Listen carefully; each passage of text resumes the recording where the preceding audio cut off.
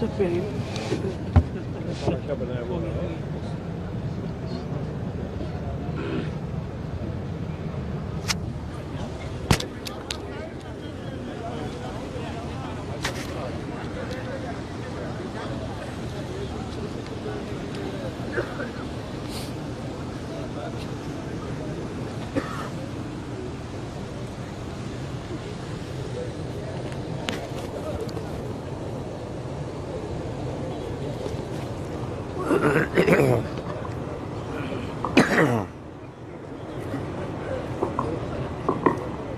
موضوع الدرس فی فضیلت عثمان و خلافتہ فی الوعظ والارشاد.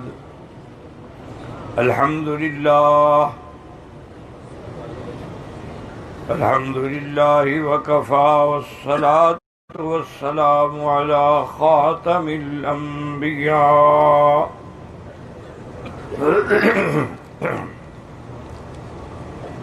سیدنا وحبیبنا وشفیعنا محمد المصطفى وعلى آله المجتبى وأصحابه النجبى. اللهم صل على سيدنا محمد النبي الأمي الهاشمي وعلى آله وأصحابه نجوم الهدى.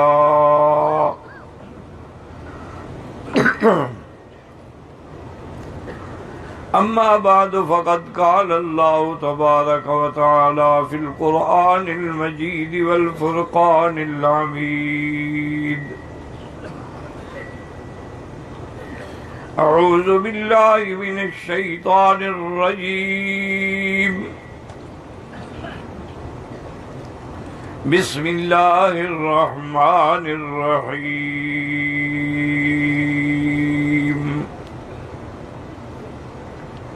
والسابقون الأولون من المهاجرين والأنصار والذين اتبعوهم بإحسان رضي الله عنهم ورضوا عنه. قال النبي صلى الله عليه وسلم اصبت يا سبيل ما عليك إلا نبي وصديق وشهيدان أو كما قال النبي صلى الله عليه وسلم. صدق الله العلي العظيم وصدق رسوله النبي الكريم ونحن على ذلك لمن الشاهدين ومن الشاكرين والحمد لله رب العالمين. رب اشرح لي صدري ويسر لي أمري واحلل عقدة من لساني يفقهوا قولي. رب زدني علما. سبحانك لا علم لنا إلا ما علمتنا إنك أنت العليم الحكيم. برادران اسلام، واجب الاحترام بزرگوں، دوستوں، بھائیوں، عزیز نوجوانوں، محترمہ بہنوں، اللہ تعالیٰ کے کلام مقدس میں سے آیات مبارکہ اور آقا انعامدار حبیب کبریاء سیدنا محمد مصطفیٰ وعلی آلہ واصحابہ وسلم تسلیما کثیرا کثیرا کے فرابین مبارکہ میں سے ایک حدیث تلاوت کی ہے. دعا فرمائیں کہ اللہ تبارک و تعالی اس عاجز کو علی اہل صحت عافیت کاملہ عاجلہ دائمہ اور حق بات بیان کرنے کی توفیق عطا فرمائیں. آپ کو سننے سمجھنے کی، ہم سب کو حق پر چلنے کی توفیق عطا فرمائیں. پروردگار عالم تمام آنے والوں کی حاضری، حج، عبادات، زیارات، خیرات، صدقات منظور مقبول فرمائیں. اور مسلمانوں پر جہاں جہاں بھی مظالم ہو رہے ہیں اللہ اپنی شان کن فیکون سے ان کی مدد فرمائیں، ان کی جان مال آبرو عزت کی حفاظت فرمائیں، حرمین الشریفین کو قیامت تک ہر فتنے سے محفوظ فرمائیں۔ میں نے سابقہ دروس میں سیدنا عثمان ابن عفان ذی النورین داماد نبی المصطفیٰ رضی اللہ تعالی عنہ کے بارے میں عرض کیا تھا۔ سیدنا عمر بن الخطاب رضی اللہ تعالی عنہ کی جب شہادت ہوئی اور وفات کا وقت قریب آیا تو آپ نے فرمایا کہ اگر میں کسی کو بھی خلیفہ نامزد نہ کروں پھر بھی جائز ہے، کیونکہ حضور پاک نے کسی کو نامزد نہیں فرمایا، اور اگر میں کسی خلیفے کو نامزد کر دوں پھر بھی جائز ہے کہ حضرت ابو بکر نے مجھے نامزد کیا تھا۔ لیکن میں 6 آدمی کی کمیٹی بناتا ہوں جن میں حضرت علی تھے، حضرت طلحہ تھے، حضرت عبداللہ ابن عمر تھے۔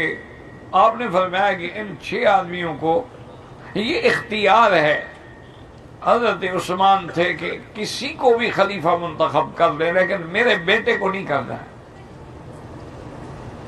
اس کو رائے دینے کا تو حق ہے لیکن میرے بعد خلیفہ بننے کا حق نہیں۔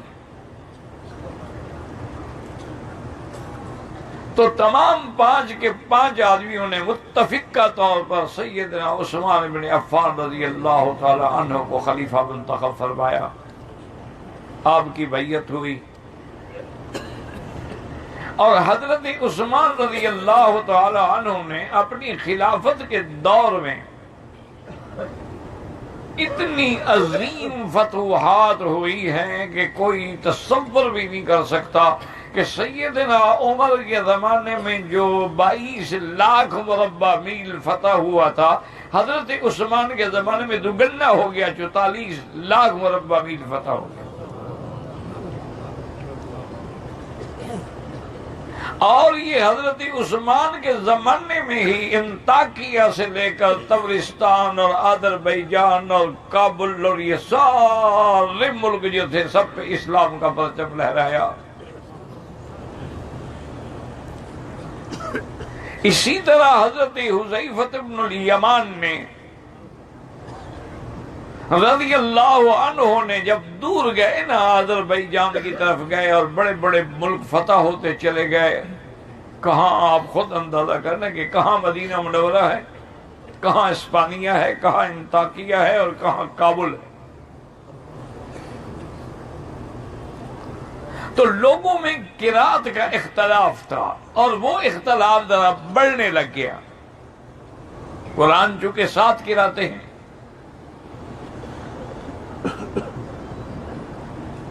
جیسے کہ مثال کے طور پر سمجھ کہ اللہ الذی خلقکم من ضعف، یہ بھی قرات ہے، من ضعف یہ بھی قرات ہے،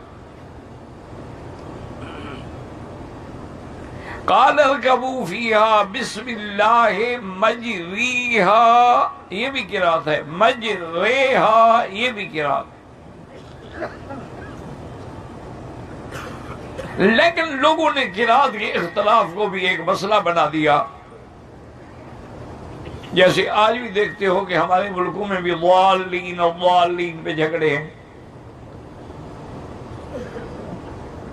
حالانکہ دونوں قراتیں ہیں۔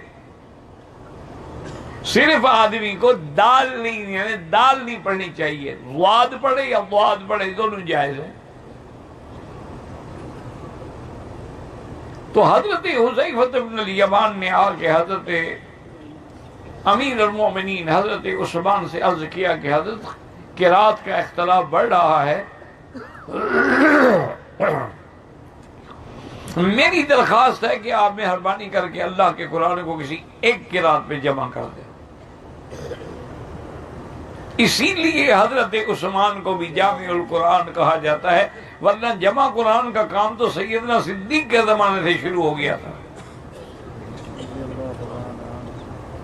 آپ نے ایک ہی قرات پر، قرات حفظ پر قرآن پاک کو لکھوایا، جمع کیا اور 7 نسخے اس کے مرتب کیے۔ ایک نسخہ مدینہ منورہ میں رکھا اور 6 نسخے جو تھے مختلف اقالیم کو بھیج دیے، تاکہ یہ جھگڑا ہمیشہ کے لیے ختم ہو جائے۔ تو یہ شرف جو تھا جمع اس قرآن کا، یہ بھی حضرت عثمان رضی اللہ تعالیٰ عنہ کو ملا۔ اور اسی طرح حضور پاک نے، رحمت دو عالم نے، صلی اللہ علیہ وسلم نے ایک دفعہ خواب دیکھا، اور خواب سے جب بیدار ہوئے تو آپ نے بی بی ام سلیم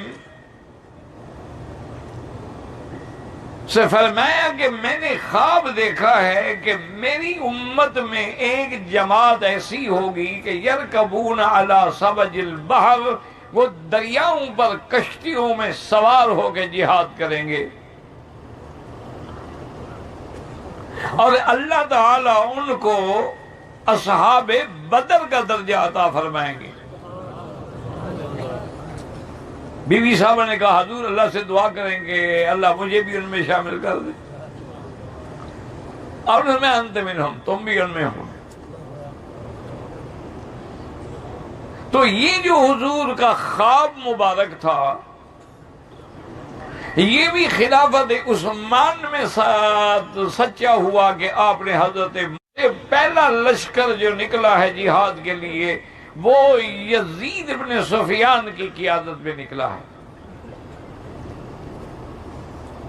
یہ یزید ابن معاویہ نہیں ہے، یزید ابن سفیان ہے، حضرت معاویہ کے بھائی ہیں۔ ان کی قیادت میں یہ لشکر نکلا، تو حضور پاک کا وہ خواب بھی حضرت عثمان کے زمانے میں پورا ہوا۔ اسی طرح ایک دفعہ حضور پاک نے فرمایا صلی اللہ علیہ وسلم، اعطیت مفاتیح الشام، اعطیت مفاتیح کسریٰ، اعطیت مفاتیح الیمن، اللہ نے شام، کسریٰ اور یمن کی چابیاں مجھے دی ہیں۔ یہ اشارہ تھا کہ یہ سارے ملک جو ہیں اسلام فتح کرے گا، اور وہ سارے فتوحات حضرت عثمان کے زمانے میں ہوئے رضی اللہ تعالی عنہ وارضاہ۔ اسی طرح حضرت عثمان رضی اللہ تعالی عنہ نے اپنے زمانے خلافت میں اتنی رواداری، اتنی نرمی، اتنی سخاوت کا مظاہرہ کیا کہ پوری دنیا دنگ رہ گئی۔ لیکن یہود جو تھے، یاد رکھیں یہود جو ہے نا، یہ بڑی مکار، عیار، غدار قوم ہے جن پہ اللہ نے لعنت کی ہے۔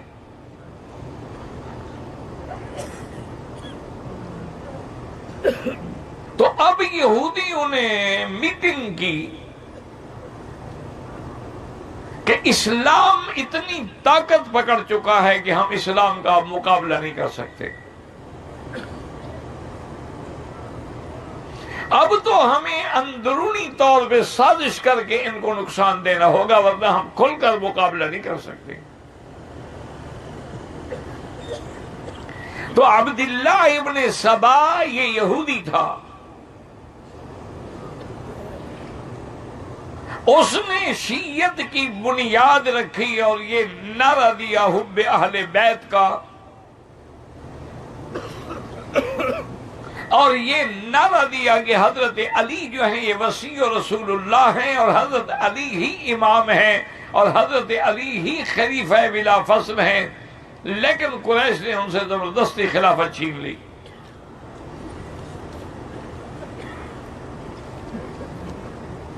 اور اسی طرح ایک حدیث بھی یاد رکھ لیں کہ حضور نے فرمایا تھا جب بھی نام نور صلی اللہ علیہ وسلم کو پڑھ لیا کرو، آپ کی مہربانی ہوگی بھائی.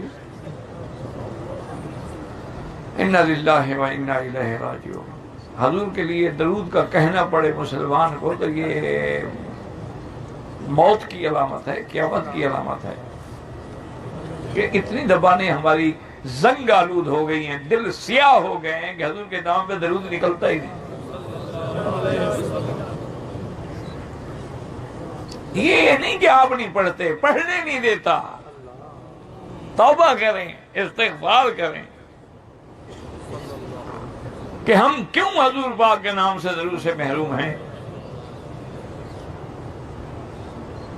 حضور صلی اللہ علیہ وسلم نے فرمایا ستفترق امتی علی 73 فرقۃ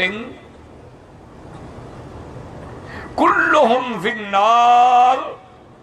ایک روایت میں کہ الا واحدہ، اور ایک روایت میں کہ الا ما انا علیہ واصحابی او کما قال النبی صلی اللہ علیہ وسلم. آپ نے فرمایا میری امت ہے، پہلی امتیں 72 فرقوں میں تقسیم ہوئی، میری امت 73 فرقوں میں تقسیم ہوگی. اور یہ بھی یاد رکھ لو، اچھی طرح سمجھ لو، اللہ کرے تمہیں سمجھ آ جائے. فرقہ جو ہے نا، تفریقہ، فرقہ، یہ مانا نہیں جیسے کہ حنفی ہیں جی، شافعی ہیں جی، حنبلی ہیں جی، مالکی. یہ فرقہ نہیں ہے، یہ تو مذاہب ہیں. بات سمجھو اچھی طرح. بعض لوگ نعوذ باللہ دھوکہ دینے کے لیے کہہ دیتے دیکھو جی اتنے فرقے بن گئے نا، حضور نے فرمایا تھا 73 فرقہ بنے گا. اللہ کے بندے یہ مذاہب ہیں، مذہب ابی حنیفہ، مذہب امام شافعی، مذہب امام مالک، مذہب امام احمد بن حنبل. اور مذہب کا کیا معنی؟ راستہ. یعنی یہ راستے ہیں اللہ اور اللہ کے رسول کی فرما برداری کے لیے. جیسے آپ حرم میں آتے ہیں کتنے راستے ہیں، لیکن سب کعبے میں آ رہے ہیں. تو یہ نہیں کہیں کہ فرقہ ہو گیا جی اتنے دروازے. جب ہر دروازہ اللہ کے گھر میں آ رہا ہے تو چاہے 2000 دروازے بن جائیں. اسی طرح ابو حنیفہ رحمت اللہ علیہ، امام شافعی، امام مالک، امام احمد بن حنبل رحمت اللہ علیہم، انہوں نے کوئی نیا مذہب نہیں بنایا. انہوں نے قرآن و سنت کے احکام کو استنباط کر کے، سوار کے، بنا کے امت کے لیے پیش کیا ہے.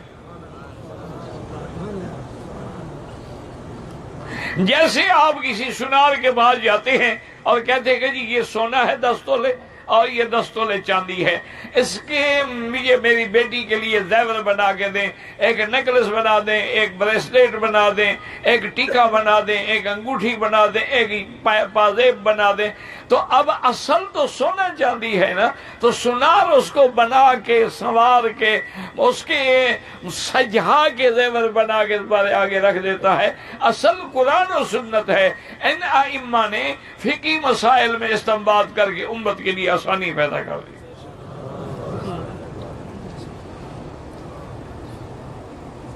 انہوں نے ہر باب الگ باندھ. کتاب الطہارہ ہے، کتاب الصلاۃ ہے، کتاب الزکوٰۃ ہے، کتاب الجنائز ہے، ہر باب الگ باندھ دیا. ورنہ ہم تو ایک نماز کا مسئلہ بھی نہ ڈھونڈ سکتے حدیثوں میں.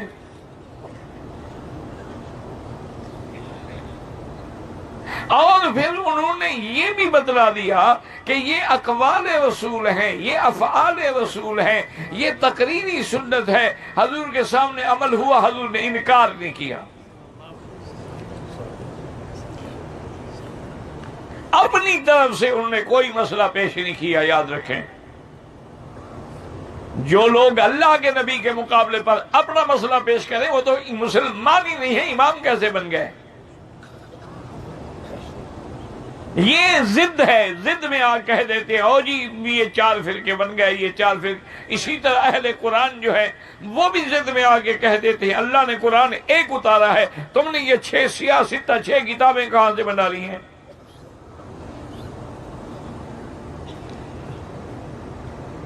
وہ بھی یہی اعتراض کرتے ہیں. لیکن یاد رکھو جیسے 6 کتابوں میں کیا ہے، قال رسول اللہ صلی اللہ علیہ وسلم. امام بخاری نے اپنی بات نہیں لکھی، اپنی بات کے بارے میں انہوں نے اگر ترجمہ باب میں ذکر کیا ہے، لیکن دلیل کیا ہے؟ حدیث محمد مصطفیٰ ہے صلی اللہ علیہ وسلم. اس لیے آپ نے شروع اسی بات سے کیا کہ باب کیف بدء الوحی علی رسول اللہ، حضور پہ وحی کیسے نازل ہوئی. اشارہ کیا کہ سارا دین جو ہے وہ وحی کا نام ہے. وما ينطق عن الهوى ان هو الا وحی یوحی، اللہ کا نبی جو کہتے ہیں وہ اللہ کا فرمان ہے. یہی باتیں جو تھی وہ ائمہ نے کی کہ انہوں نے ان احادیث مبارک کو جمع کیا. اچھا بعض حدیثیں معارض تھیں،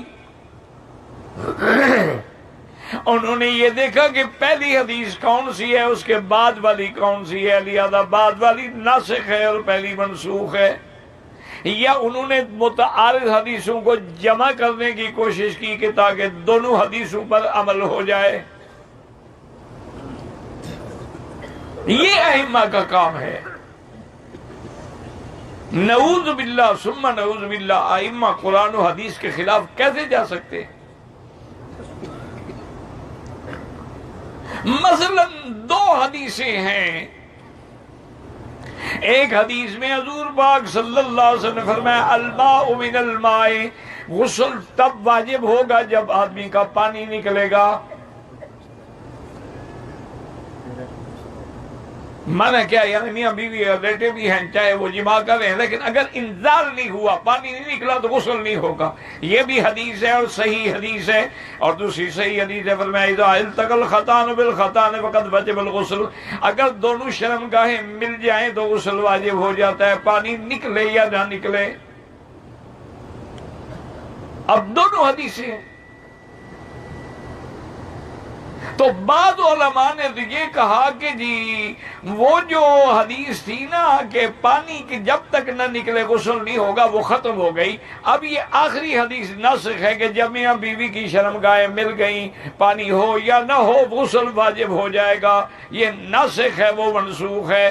لیکن امام ابو حنیفہ فرماتے ہیں حضور کی حدیث مبارک ہے، آپ نے فرمایا دونوں حدیثیں محکم ہیں، دونوں حدیثیں قیامت تک کے لیے باقی ہیں، کوئی منسوخ نہیں ہوئی ہے. فرق صرف اتنا ہے کہ اگر آدمی سویا ہوا ہے، خواب دیکھ رہا ہے، لیکن پانی کا کوئی اثر کپڑوں پہ نہیں ہے تو غسل نہیں ہوگا. لیکن خواب یاد نہیں لیکن پانی کا اثر کپڑوں پہ موجود ہے تو غسل ہوگا. اس حدیث کا تعلق نیند سے ہے، اور دوسری حدیث کے جب شرمگاہیں مل جائیں اس کا تعلق جاگنے سے ہے. لہذا دونوں حدیثوں پہ عمل ہو گیا. یہ ائمہ کا کام ہے. تم سمجھتے ائمہ نعوذ باللہ حدیث کے مخالف ہے. امام ابو حنیفہ رحمۃ اللہ علیہ حج پہ آئے تو ایک اور امام صاحب بھی ملے، امام اوزاعی تھے رحمۃ اللہ سب کی قبروں پہ کروڑوں رحمتیں فرمائے. انہوں نے کہا ابو حنیفہ میں نے سنا ہے کہ تم قیاس پہ عمل کرتے ہو اور حدیث چھوڑ دیتے ہو، یہ بات کہاں تک سچی ہے؟ تو امام ابو حنیفہ نے فرمایا کہ حضرت اگر میں قیاس پہ عمل کرتا تو تیمم میں حکم دیتا کہ پاؤں کے نیچے سے ہاتھ پھیرا جائے، اوپر سے نہ پھیرا جائے، کیونکہ مٹی یا جو کچھ ہے وہ تو نیچے حصے کو لگتا ہے، اوپر کو تو نہیں لگتا. میں نے حدیث پہ عمل کیا ہے یا قیاس پہ؟ انہوں نے کہا جی حدیث پہ. پھر تو لوگوں نے ہمیں غلط باتیں پہنچائی ہیں. یہ باتیں ہوتی ہیں ائمہ کے درمیان میں. اللہ ان کی قبروں پہ کروڑوں رحمتیں. تو اب جناب سمجھیں کہ فرقہ الگ چیز ہے، مذہب الگ ہے. بات یاد رکھو، اسی لیے میں نے ساری تفصیل بیان کی. اللہ کرے تمہیں کوئی یاد بھی رہے. فرقے کا کیا معنی کہ ان الذین فرقوا دینہم وکانوا شیعا وَاعْتَصِمُوا بِحَبْلِ اللَّهِ جَمِيعًا وَلَا تَفَرَّقُوا. فرقے کا معنی اسلام کو چھوڑ کے کوئی نئی چیز اختیار کرنا، وہ فرقہ ہوتا ہے. سنت کو چھوڑ کے نیا راستہ اختیار کرنا وہ فرقہ ہے، جیسے کہ دنیا کے اندر شیعہ ہیں یہ فرقہ ہے، خارجی ہیں یہ فرقہ ہے، اسی طرح معتزلہ ہیں یہ فرقہ ہے۔ یہ مذاہب جو ہیں، مذہب الگ بات ہے، فرقہ الگ بات ہے۔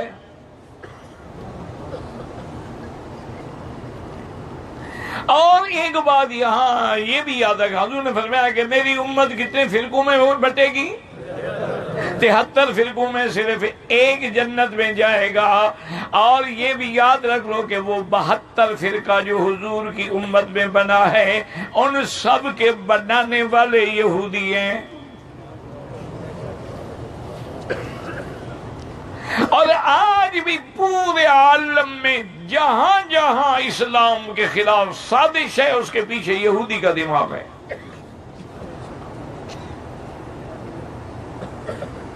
کیونکہ یہودیوں نے اس وقت جو ہے وہ لیور آف اکانومی جو ہے وہ ہاتھ میں ہے ان کے، جب چاہیں سونے کی قیمت بڑھا دیں، جب چاہیں گرا دیں، جب چاہیں ڈالر بڑھا دیں، جب چاہیں گرا دیں۔ جس ملک کو مارنا ہو اس کی کرنسی گرا دیں، خود بخود مر گیا۔ دیکھو نا، مثلا میں نے 1000 ریال قرضہ دینا تھا، موٹی بات سمجھا دوں۔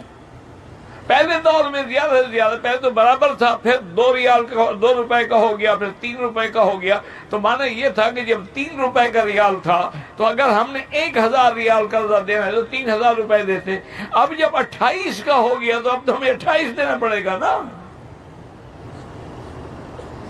تو خود بخود قرضہ بڑھ گیا نا۔ قرضہ وہی ہے جو آپ نے لیا تھا، لیکن وہ آپ کا نوٹ گرتا گیا، قیمت گرتی گئی، قرضہ بڑھتا گیا۔ یہ سب یہودی سازش ہے، یہودی بینکنگ ہے۔ اور سود کے اصل اساس کھانے والے بھی یہودی ہیں۔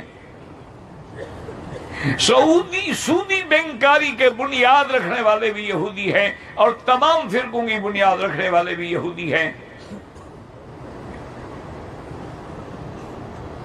آپ خود ایک چھوٹی بات سے اندازہ لگا لیں کہ کبھی بابری مسجد شہید ہوتی ہے، کبھی مسجد اقصی شہید ہوتی ہے، وجہ کیا ہے؟ وہاں یہود ہیں، وہاں ہنود ہیں۔ سازش ایک ہے، دماغ ایک ہے۔ ہم مسلمان ہیں، ماشاءاللہ چھوٹی چھوٹی باتوں میں لڑ پڑتے ہیں۔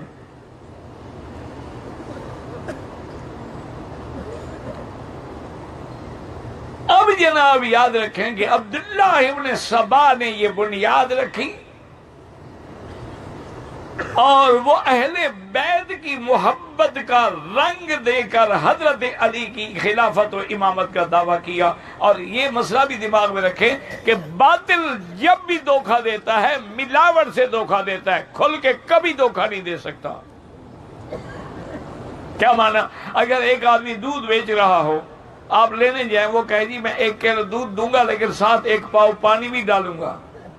آپ کہیں گے پاگل ہو گیا، میں نے دودھ کے پیسے دینے، پانی کے کیوں دوں؟ لیکن اگر وہ پانی پہلے ملا کے بیٹھا ہو، تم بھی خرید لو گے، مولوی مکی بھی خرید لے گا۔ تو ملاوٹ سے بیچا جاتا ہے۔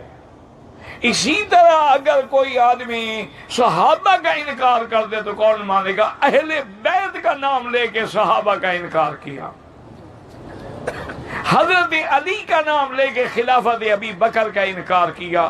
جیسے ہمارے اہل بدعت نے اولیاء اللہ کی محبت کا نام لے کے شرک کا پرچار کیا اور توحید کا خلاف کیا۔ نام عشق ہے، نام غلب ہے، نام محبت ہے، اندر بدعت اور شرک ہے۔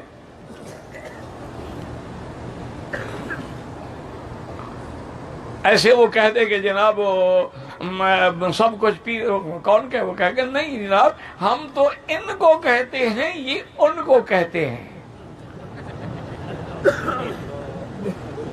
وہ کہتے ہیں ہم جو پیروں کے پاس جاتے ہیں نا مداروں پہ، ہم ان کو کہتے ہیں اور یہ ان کو کہتے ہیں۔ اور یہی ابو جہل کہتا تھا کہ ہؤلاء شفعاؤنا عند اللہ، ہم بتوں کو کہتے ہیں، بت ہمارے سفارشی ہیں، خدا کو کہتے ہیں۔ یہی ان کا عقیدہ تھا۔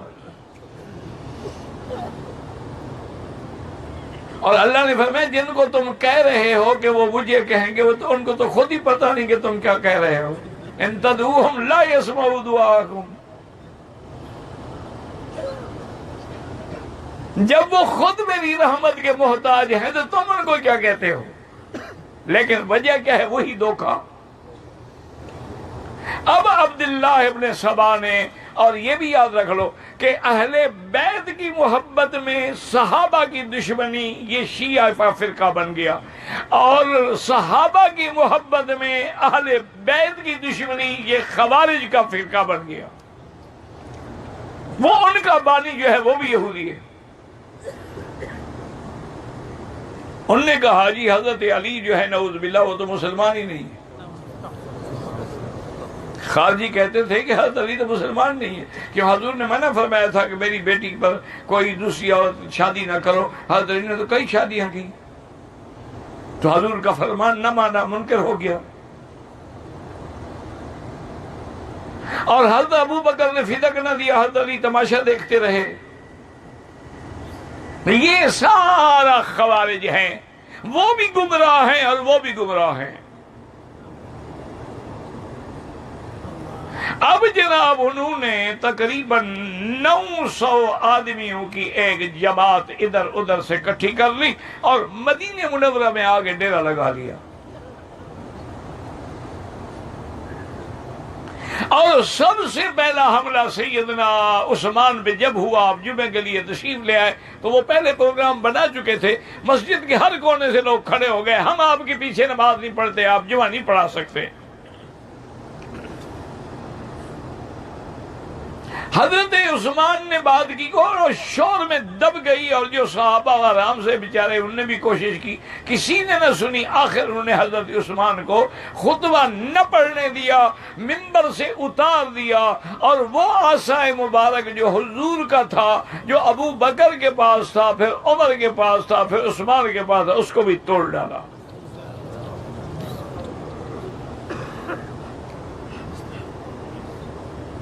حضرت عثمان رضی اللہ تعالی عنہ کو اتنا مجبور کر دیا گیا کہ آپ اپنے گھر میں محصور ہو گئے. گھر سے باہر نکلنے کی اجازت نہیں، مسجد میں آنے کی اجازت نہیں. ہر طرف انہوں نے اپنے پہرے لگائے ہوئے ہیں. حضرت علی رضی اللہ تعالی عنہ نے اور صحابہ نے حضرت عثمان کو کسی نہ کسی شکل میں پیغام بھیجا. انہوں نے کہا حضرت آپ کیا کر رہے ہیں؟ آپ کے پاس طاقت ہے، لشکر ہے، یہ 900 1000 آدمی کی جماعت ہے، آپ حکم کریں، ان کی تو بوٹیاں بھی نہیں ملیں گی مدینے میں. حضرت صاحب نے فرمایا میں اپنی جان دے سکتا ہوں لیکن محمد کے شعر کی توہین نہیں کر سکتا. میں حضور کے شہر میں جنگ لڑوں، میں یہ برداشت نہیں کر سکتا. محاصرہ بڑھتا گیا حتیٰ کہ 45 دن تک حضرت عثمان کا پانی بھی بند کر دیا گیا.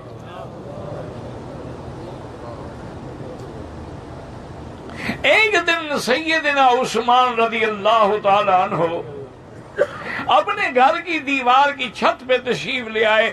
اپنے برائے دوست دشمن سب کٹھے تھے. آپ نے فرمایا کہ میری بات سنو، تم سب موجود ہو. مسجد نبوی میں جب زمین کی ضرورت پڑی تو خرید کے دینے والا کون تھا؟ سب نے کہا کہ انتا، آپ تھے. آپ نے فرمایا جب مدینے والوں کو میٹھا پانی نہیں ملتا تھا، بیر روما خرید کے وقف کرنے والا کون تھا؟ انہوں نے کہا جی آپ تھے. آپ نے فرمایا قرآن پاک کو ایک قرات میں جمع کرنے والا کون تھا؟ انہوں نے فرمایا حضرت وہ بھی آپ تھے. انہوں نے کہا وہ کون سا صحابی ہے جس کو اللہ کے نبی نے اپنی 2 بیٹیاں دی؟ انہوں نے کہا آپ تھے کہ بی بی رقیہ اور ام کلثوم جو ہے وہ آپ کی بیوی بنی. آپ نے فرمایا کہ جیش الاسرہ میں غزوہ تبوک کے موقع پر 900 اونٹ اور 100 گھوڑا اور 5 کلو سونا دینے والا کون تھا؟ انہوں نے کہا آپ تھے. انہوں نے کہا جس نے سارے مدینے کو پانی پلایا آج اس کو تم پانی نہیں دیتے ہو. اور اس کے بعد آپ نے فرمایا کہ یاد رکھو کہ آدمی کو قتل کرنے کی شریعت 3 صورتوں میں اجازت دیتی ہے. یا تو اس نے کسی کا قتل کیا ہو، قصاص میں قتل کیا جائے گا. اور میں نے الحمدللہ آج تک کسی جانور کو بھی نہیں مارا ہے، تو مجھے کیوں قتل کرنا چاہتے ہو؟ اور دوسری شکل کیا ہے کہ کسی نے شادی شدہ ہونے کے باوجود زنا کیا ہو، اس کو بھی قتل کیا جائے گا. اور الحمدللہ میں قسم کھا سکتا ہوں کہ میں نے شعور سنبھالنے کے بعد، زنا تو بڑی بات ہے، میں نے کبھی غیر محرم پہ شہوت کی نظر بھی نہیں ڈالی. اور تیسری بات یہ ہے کہ کسی کو قتل کرنے کی کب اجازت ہے کہ جب وہ اپنا دین بدل ڈالے. میں تم سب کو گواہ کر کے کلمہ پڑھتا ہوں، لا الہ الا اللہ محمد رسول اللہ. مجھے بتاؤ تو مجھے کیوں قتل کرنا چاہتے ہو؟ کسی نے کوئی جواب نہ دیا. حضرت عثمان نے کسی شکل میں حضرت علی کو پیغام بھیجا کہ آج اتنے دن ہو گئے ہیں اور عثمان کے گھر میں پینے کا پانی نہیں ہے، کوشش کریں کسی طرح اگر ہو سکتا ہے تو پانی بھیجیں. حضرت علی مشکیدہ لے کے چلے تو ظالموں نے 3 مار کے مشک پھاڑ ڈالی. حضرت علی نے اپنی پگڑی اتار کے حضرت عثمان کے گھر میں پھینکی کہ ان کو پتہ تو لگ جائے نا کہ میں کوشش کر رہا ہوں لیکن کامیاب نہیں ہوا.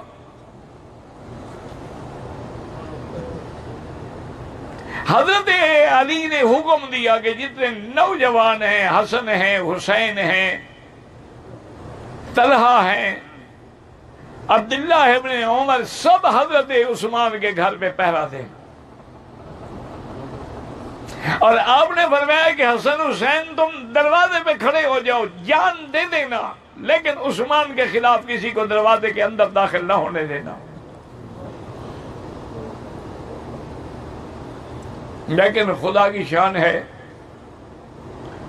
کہ ایک دن دوپہر کو آپ تھوڑا سا لیٹ گئے، نیند آئی، اٹھ کے بیٹھے، اپنی بیوی نائلہ، ان کی بیوی کا نام تھا نائلہ، ان کو بلایا اور کہا کہ نائلہ آج میں نے زیارت کی ہے حضور کی صلی اللہ علیہ وسلم. کہ حضور پاک بیٹھے ہیں، سیدنا ابو بکر عمر ہیں. حضور نے فرمایا عثمان نحن ننتظرک، ہم تو تیری انتظار میں. عثمان کوئی معمولی آدمی نہیں تھا. ہم تیری انتظار میں، افطر عندنا اليوم، آج تو روزہ ہمارے ساتھ افطار کرو. حضرت روزہ رکھ لیتے تھے نا، بھی کھانے پینے کو تو کچھ بھی نہیں ملتا. حضرت نے بی بی کو حکم دیا کہ پجامہ لے کے آئیں، پجامہ پہنا، سفید کرتا پہنا. فرمایا ہو سکتا ہے کہ بلوائی مجھ پہ اندر داخل ہو کے حملہ کر دیں تاکہ میرا سطر نہ کھل جائے چادر میں. اس وقت بھی حیا عثمان کو مانے ہیں. اور اس کے بعد قرآن شریف لے کے پڑھنا شروع کیا. ظالموں نے مکان کے پیچھے سے نقب لگائی، دیواروں پہ چڑھے اور اس کے بعد اندر حملہ آور ہوئے. ایک ظالم نے لوہے کا ایک راڈ ہاتھ میں پکڑا ہوا تھا، وہ سیدنا عثمان کے سر پہ مارا. اور حضرت عثمان اس وقت پڑھ رہے تھے فَسَيَكْفِيكَهُمُ اللَّهُ وَهُوَ السَّمِيعُ الْعَلِيمُ صِبْغَةَ اللَّهِ وَمَنْ أَحْسَنُ مِنَ اللَّهِ صِبْغَةً. یہ آیتیں پڑھ رہے تھے کہ خون کا فوارہ قرآن. بی بی نائلہ نے روکنے کی کوشش کی، ایک ظالم نے تلوار سے حملہ کیا، بی بی کی انگلیاں کٹ گئیں. اور ایک بدبخت حضرت عثمان کے سینے پہ سوار ہوا اور آپ کی داڑھی مبارک کو پکڑ کے تماشے.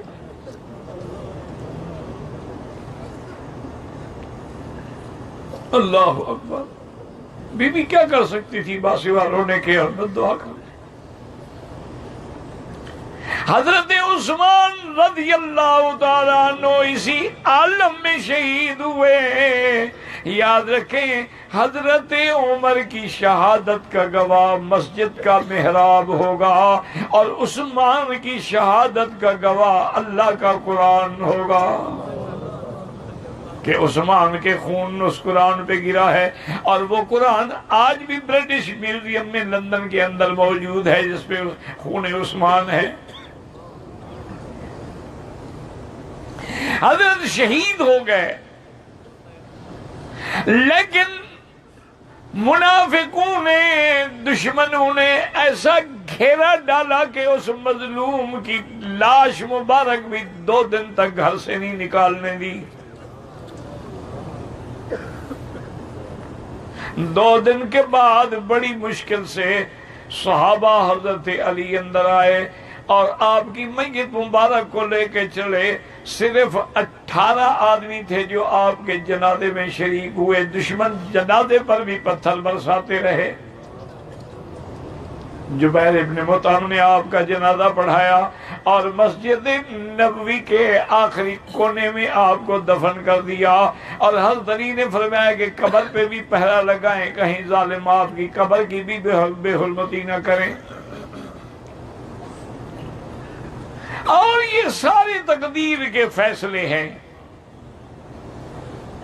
حضور باغ میں بیٹھے تھے کہ حضرت ابو بکر آئے آ کے آپ کے ساتھ بیٹھ گئے. پھر حضرت عمر آئے تو ادھر سے بیٹھ گئے. پھر حضرت عثمان آئے تو جگہ نہیں بچی سامنے بیٹھ گئے. محدثین نے اس حدیث سے یہ دلیل پکڑی کہ یہ 2 تو حضور کے ساتھ دفن ہوں گے اور عثمان سامنے جنت البقیع میں دفن ہوں گے. اور حضور نے پہلے فرما دیا تھا جب آپ جبل پہ کھڑے تھے پہاڑ پہ اور پہاڑ ہلنے لگا اور میں اس وقت ٹھہر جاؤ کیا کر رہے ہو. ما علیک الا نبی و صدیق و شہیدان. تیرے اوپر ایک نبی ہے ایک صدیق ہے اور 2 شہید ہیں حضرت عمر اور حضرت عثمان رضی اللہ تعالی عنہ. حضرت محمد ابن سیرین رحمت اللہ علیہ جو تابعی ہیں وہ فرماتے ہیں میں طواف کر رہا تھا کہ میں نے دیکھا ایک آدمی اندھا ہے اور ہاتھوں سے بھی لولا ہے لنگڑا ہے اور طواف کر رہا ہے اور کہتا ہے اللہم اغفر لی وما اظن ان تغفر لی. اللہ میرے گناہ معاف کر لے لیکن مجھے گمان ہے آپ معاف نہیں کریں گے. حضرت محمد بن سیرین فرماتی ہیں کہ میں حیران ہو گیا یہ کیسی دعا مانگ رہا ہے. تو کہتے ہیں جب طواف ختم ہوا تو میں نے جا کے پکڑا پوچھا کیا بات ہے. اس نے کہا محمد بن سیرین میں وہ بدبخت ہوں جس نے عثمان کو تھپڑ ماری.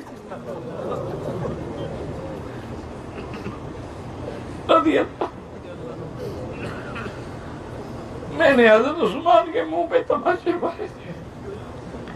اور بی بی نائلہ نے مجھے 3 بددعائیں دی تھیں. ایک تو بددعا یہ تھی یبس اللہ یدک اللہ تیرے ہاتھ کو خوش کر دے وَأَعْمَا بَصْرَكَ اللہ تجھے اندھا کر دے وَلَمْ يَغْفِرْ ذَنْبَكَ اللہ تیرے گناہ کبھی معاف نہ کرے. کہنے لگے 2 دعائیں تو بی بی کی پوری ہو گئی. میرا ہاتھ سوکھ چکا ہے میں اندھا بھی ہو گیا ہوں اور مجھے پتا ہے کہ تیسری دعا بھی ضرور قبول ہوگی اللہ مجھے معاف نہیں کریں گے.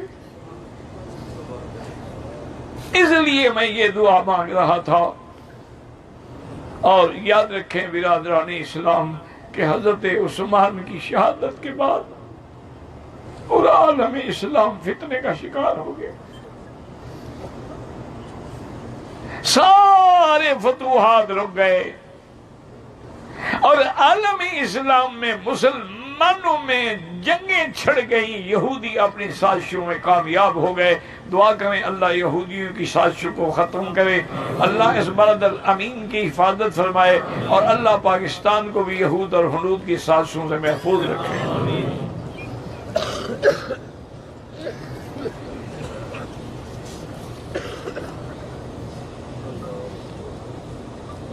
نماز میں سورۃ فاتحہ پڑھ کے رکوع میں چلا گیا. مجھے کیا پتا کون سی نماز تھی, کیا تھی, جو وضاحت ہی نہیں تو میں کیا بتاؤں.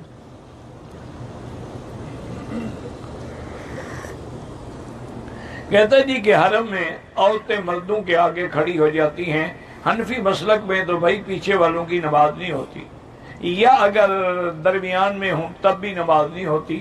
لیکن باقی ائمہ کے نزدیک چونکہ مجبوری ہے, جائز ہے, اللہ قبول فرمائے. ورنہ حنفی مسلک تو بڑا سخت ہے, وہ کہتے ہیں عورت پیچھے ہر حال میں.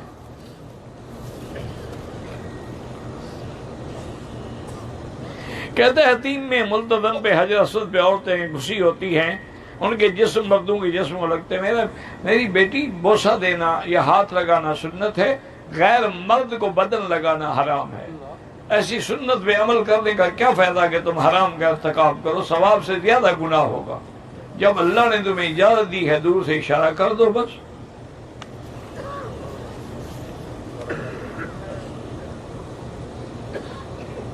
کہتے ہیں جی پتہ نہیں کیا ہاف یعنی آدھا بازو نکلا ہوا تو نماز مکروہ ہو جاتی ہے.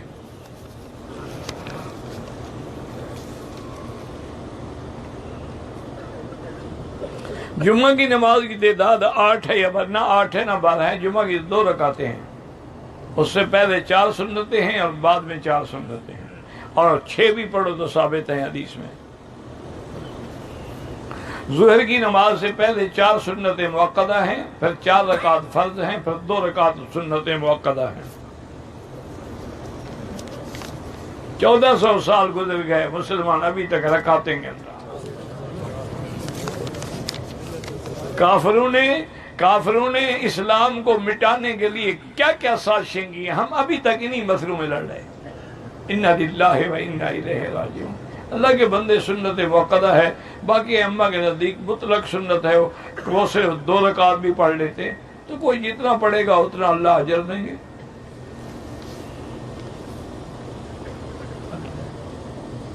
احرام کی حالت میں سعودی عرب آیا, وضو کے لیے استنجا کیا, بیماری کی وجہ سے پیشاب میں چند قطرے نکل آئے, وضو کیا, عمرہ ادا کر دیا, بالکل آپ کا عمرہ ہو گیا, وہاں شام نہ کریں.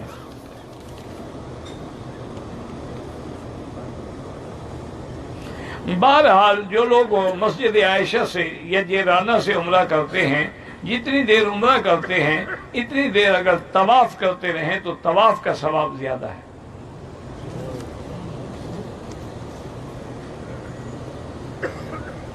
اگر وطر نہ پڑھے ہوں تو حنفی مسلک میں وطر واجب ہے, قضا کرے. باقی ائمہ کے نزدیک سنت ہے, پڑھے تو ثواب ہے, نہیں پڑھے گا تو قضا ضروری نہیں ہے. اگر طواف کے 4 چکر نہیں ہوئے, وضو ٹوٹ گیا, جا کے وضو کرے, پھر ابتدا سے شروع کرے.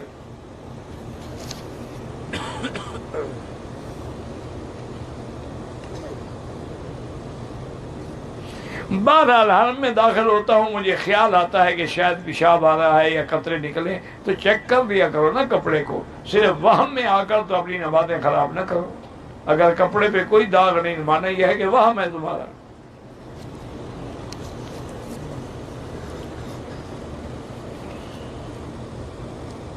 اگر ایک آدمی ایک طواف ختم کر کے دوسرا شروع کر دے وہ بھی جائز ہے, بعد میں 2 رکعت پڑھ لے. 11 ذی الحج کو میں نے صبح 8 بجے کنکریاں ماری ہیں, دم پڑ گئی.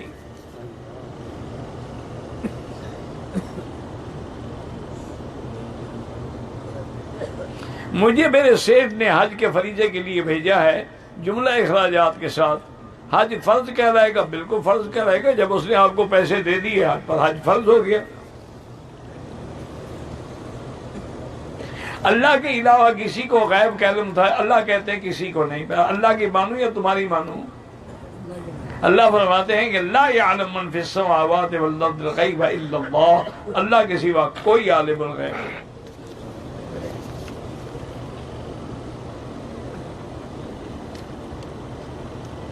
میرے والد صاحب کا آپریشن ہوا ہے, ان کو نشے کی بھی عادت ہے, اللہ شفا عطا فرمائے.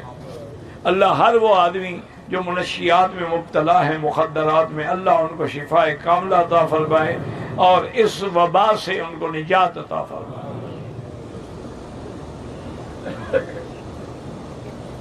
ہم پاکستان جا رہے ہیں، زمزم تھوڑا ہو ابھی تھوڑا تھوڑا سے لوگوں کو ملا کے کیوں دے رہے؟ ہر شخص کو 2 نمبر طرف بنا ہو نا۔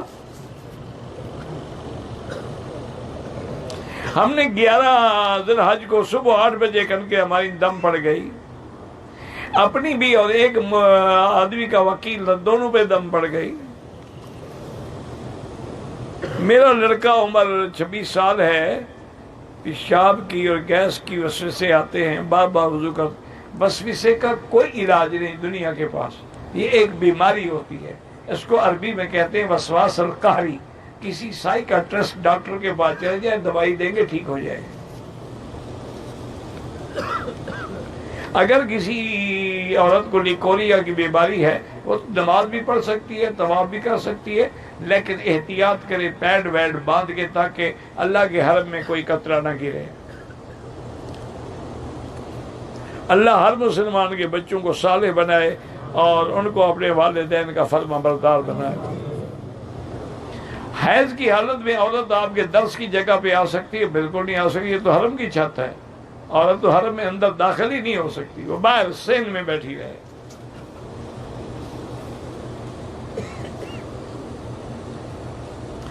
کہتے ہیں طواف کے دوران میں بعض بزرگ ہیں، سفید داڑھی والے ہیں، لیکن عورتوں کو دھکے دیتے ہوئے طواف کرتے، اللہ ان کو ہدایت دے، وہ طواف ہوتا ہی نہیں۔ جو طواف عورتوں کو دھکے دے کے کیا جائے، اس طواف سے نہ کرنا بہتر ہے۔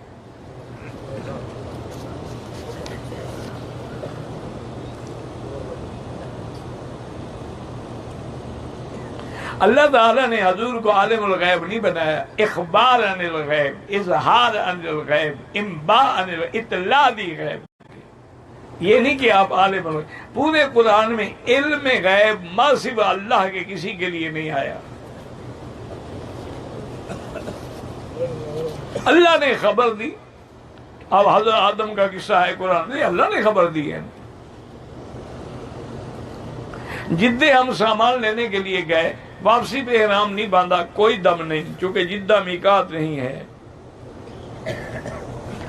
عمرہ کیا، حل کرانے سے پہلے احرام پہ کچھ داغ لگ گیا، خوشبو بھی آ رہی تھی، پانی سے دھو لیا، ٹھیک ہو گیا۔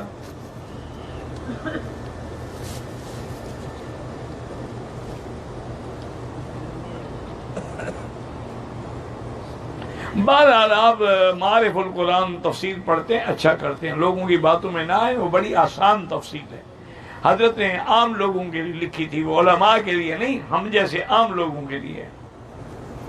آپ پڑھا کریں اس کو، بار بار پڑھا کریں، جو سمجھ نہ آئے نشان لگا دے، کسی عالم سے سمجھ لیں۔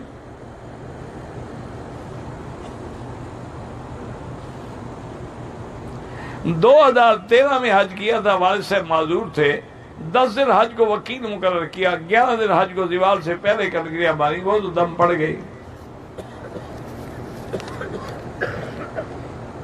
اچھے معذور تھے کہ وقت سے بھی پہلے پہنچ گئے۔ بھئی معذور تو لیٹ پہنچے گا نا، یہ تو بیفور ٹائم پہنچ گیا ہے۔ ایک عورت شیطان کو کنکریاں مارنے کے بعد بچی ہوئی کنکریاں جو ہے بیگ میں رکھ سکتی ہے؟ نہیں، بالکل نہیں رکھ سکتی، نہ پاکستان لے جا سکتی ہے۔ اللہ ہر مسلمان بچے کو صالح بنائے، اللہ ان سے دین کا کام لے، تبلیغ کا کام لے، دین کی دعوت کا کام لے۔ مدینے میں افضل عبادت حضور پاک پہ درود شریف ہے۔ فرض نمازیں پابندی سے پڑھیں، قرآن شریف ختم کرنے کی کوشش کریں، اور مسجد میں اور باہر چلتے پھرتے اٹھتے بیٹھتے وضو ہو نہ ہو درود شریف پڑھتے رہیں۔ گھر واپس جانے کے بعد جو کچھ دنیا میں دیکھا ہے، عمل کیا ہے، اسی دین پہ عمل صالح پہ قائم رہیں۔ زمزم سے غسل کر سکتے ہیں، کر سکتے ہیں، لیکن اگر دوسرا پانی نہ ہو، اگر ہو تو پھر زیادہ ادب یہی ہے۔ عورتیں درگاہ پہ جا سکتی ہیں، عورتیں کسی درگاہ پہ نہیں جا سکتی، یہی درگاہ پہ جانے کے بعد ہی تو وہ بدعت اور شرک میں مبتلا ہوتی ہیں۔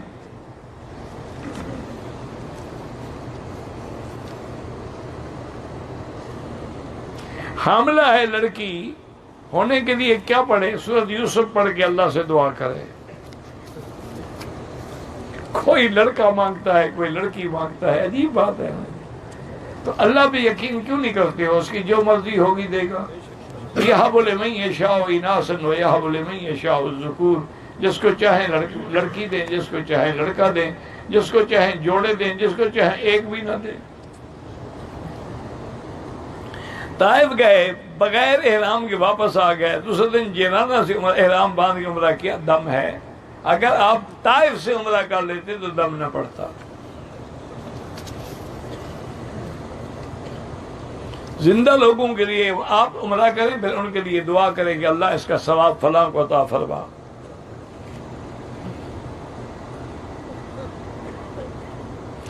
امام کے سامنے مقتدی کی نماز کا کیا حکم ہے؟ مقتدی پیچھے ہو، امام آگے ہو. حج قران کا معنی ہے کہ عمرے اور حج دونوں کو ملا کے حج کیا جائے.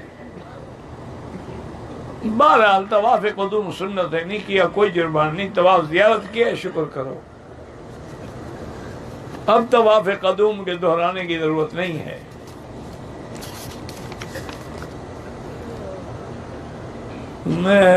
جی کہتے ہیں تاریخ بھی اور میں نے روکنے کے لیے دوا بھی کھائی. گھر والوں کے ساتھ طائف جا کے میقات سے عمرہ کرنا تھا، لیکن 3 دن ہو گئے ہیں، قطرے اب بھی گر رہے ہیں. میری بیٹی بات یہ نہیں ہے. اگر یہ آپ کے ایام کے دن ہیں تو پھر وہ حیض ہے، پھر جب تک پاک نہ ہوں آپ عمرہ نہیں کر سکتے. اگر یہ ایام کے دن نہیں ہیں، دوا کھانے کی وجہ سے قطرے آ رہے ہیں، تو وہ پھر حیض نہیں ہوگا. ہر عورت کو پتہ ہے نا کہ یہ مہینے کے اول میں حیض آتا ہے یا درمیان میں آتا ہے یا آخر میں آتا ہے.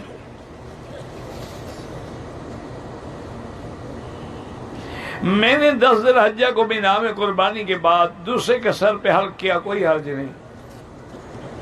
میں نے عصر کے بعد مغرب کے 6 طواف کیے، مگر بھول کی وجہ سے ہر طواف میں 6 چکر لگائے. ماشاءاللہ. تو طواف میں 7 چکر ہوتے ہیں، 6 نہیں ہوتے. ہر طواف کے لیے ایک چکر پورا کرو.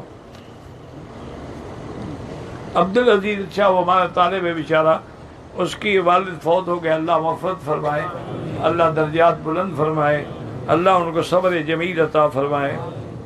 جدے کیا، جدے سے انعام نہیں باندھا، کوئی جرمانہ نہیں. ایک بچی کا نام عرفہ ہے، بات نہیں کرتی، اللہ شفا عطا فرمائے. نافرمان بچوں کے لیے یاد الجلال والاکرام، یاد الجلال والاکرام، کم از کم ایک تسبیح روزانہ پڑھ کے دعا کیا کریں.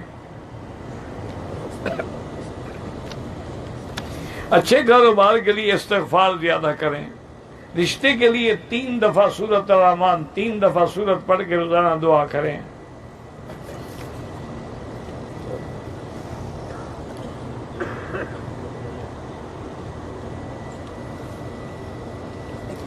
عمرے کے لیے مسجد عائشہ گئے.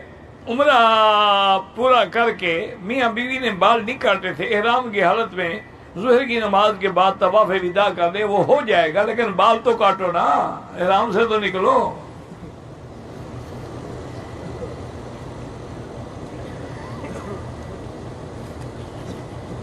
بہرحال وراثت جو ہے وہ شریعت کے مطابق تقسیم ہوگی. یہ نہیں ہے کہ ماں نے کیا دے دیا اور باپ نے کیا دے دیا. بہنیں ہیں، بھائی ہیں، بھائیوں کو 2 حصے ملیں گے اور بہنوں کو 1 حصہ ملے گا. پھر اگر ماں فوت ہوگی تو اس کی جائیداد میں بھی وراثت ہوگی.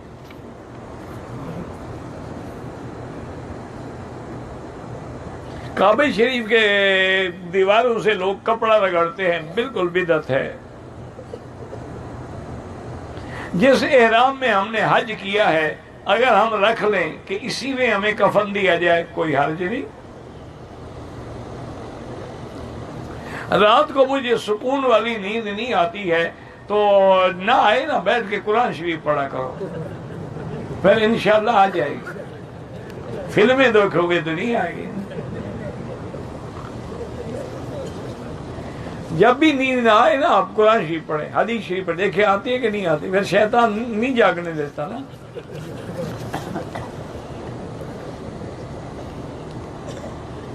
1 سال پہلے گھٹنوں کا آپریشن ہوا ہے، پھر بھی تکلیف ہے، اللہ شفا دے۔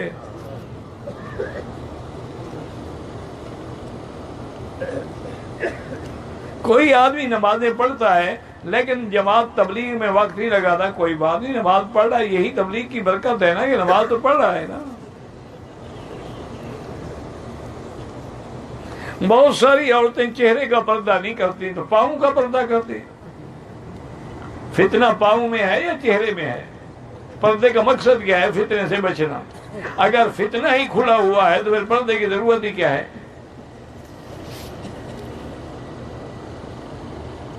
میری عمر 45 سال ہے، کنگری مارنے کے بعد میری طبیعت خراب ہو گئی۔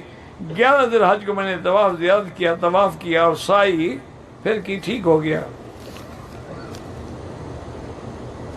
میرے بھائی نے 2016 میں حج کیا،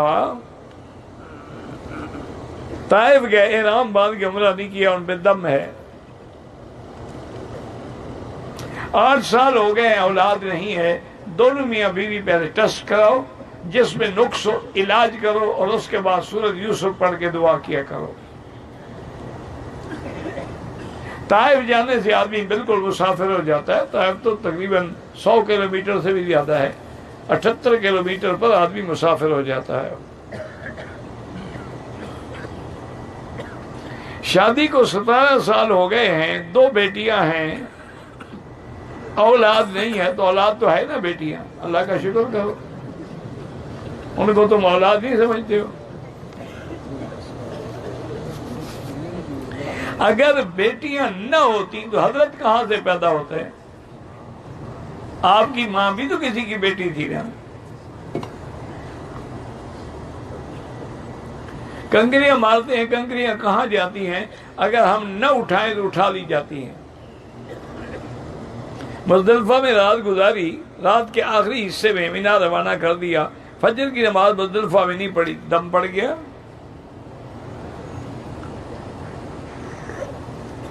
روانہ کر دیا، کیا مانا کو باندھ کے لے آئے تھے ہم کو، کہ نہیں جاتے ہم فجر کی نماز پڑھ کے جائیں گے، تم جاؤ ہم پیدل چلے جائیں گے۔ ہم نے 12 ذی الحج کو 11 بجے کنکریاں ماری، 12 دم پڑ گیا۔ نفلی طواف ہو یا کوئی طواف ہو، سب کی استلام جو ہے وہی 8 ہوتے ہیں۔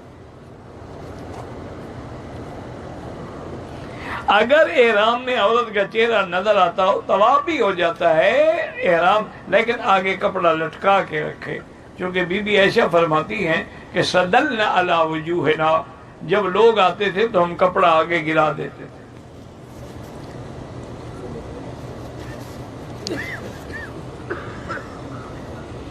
مسجد نبوی میں 40 نمازیں پڑھنے کی حدیث مبارک ہے کہ جو 40 نمازیں پڑھے اور کوئی نماز فوت نہ ہو، اللہ اس کو جہنم سے اور نفاق سے بری کر دیتے ہیں۔ آج کل حرم شریف میں مرد عورتیں ہر جگہ اکٹھی ہوتی ہیں، تو اکٹھی تو ہونا ہے نا بھائی، اور حضور کے زمانے میں بھی اکٹھی ہوتی تھی۔ بات ہے حیا کی، اللہ حیا دے تو اکٹھے ہونے پر بھی کوئی ڈر نہیں، حیا نہ ہو، دور ہو، تب بھی آپ تانگ جھانک کریں گے۔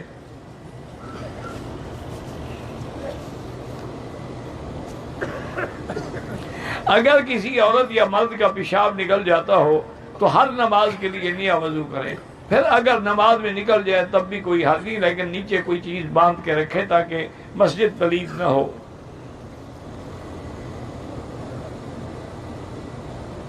کیا یہ حدیث درست ہے کہ اگر اللہ کے سوا کسی کو سجدہ جائز ہو؟ تو ہاں، بالکل صحیح حدیث ہے۔ حضور نے فرمایا تو میں عورت کو حکم دیتا کہ اپنے خاوند کو سجدہ کرے۔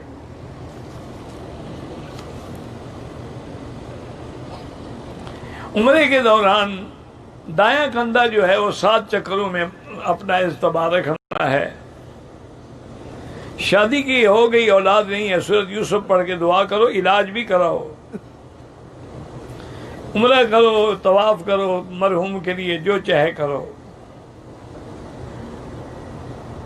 کچھ دیر کے بعد پیشاب کے قطرے نکلتے ہیں، بہرحال اپنی طرف سے کوشش کرو، باقی پھر اللہ پہ چھوڑ دو۔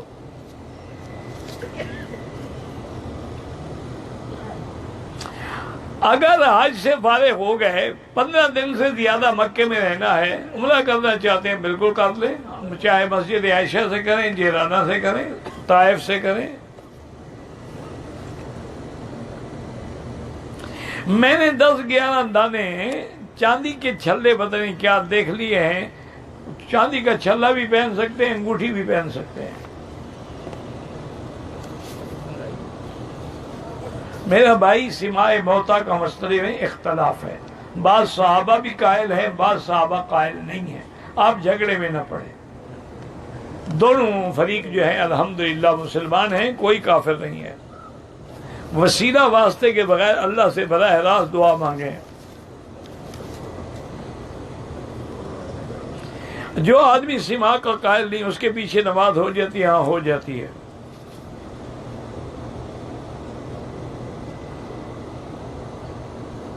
اگر حاجی جدہ جائے، واپسی پہ عمرہ ضروری نہیں ہے۔